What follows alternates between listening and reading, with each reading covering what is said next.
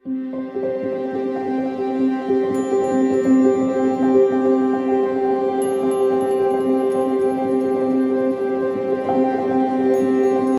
इंसान की क्षमता तो आप जानते ही हैं। आज इंसान चांद पर मंगल पर पहुंच चुका है। पुराणों शास्त्रों में वर्णित कथा में इंसान की क्षमता को और भी विस्तृत रूप से बताया गया है।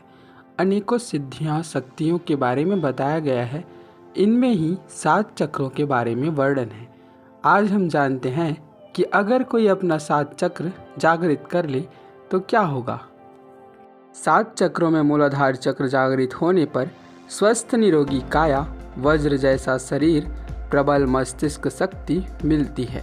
स्वाधिष्ठान चक्र जीवन की शुरुआत से अर्थात गर्भ से मृत्यु तक का अनुभव कराता है।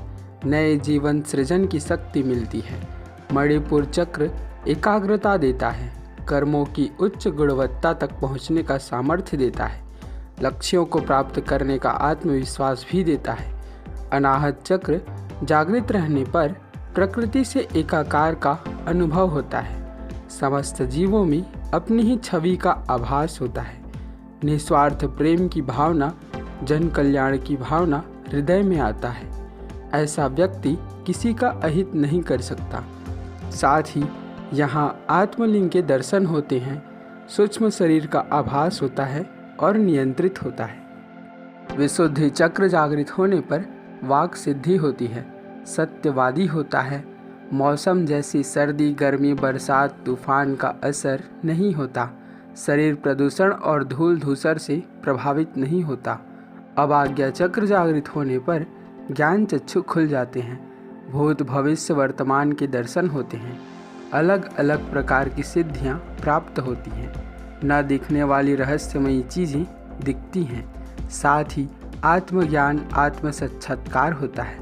अंत में सहस्त्रार चक्र जागृत होने पर समस्त शक्तियों सिद्धियों का उसमें विलय होता है और सब पर साधक का एकाधिकार हो जाता है।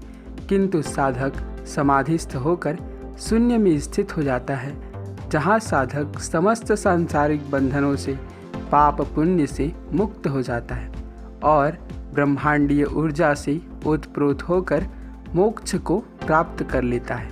मतलब शक्तिमान जैसी शक्ति मिलती तो है, लेकिन सिद्धियाँ शक्तियाँ मोक्ष के आगे निरर्थक हो जाती हैं। मोक्ष बहुत ही बड़ा अनुभव है।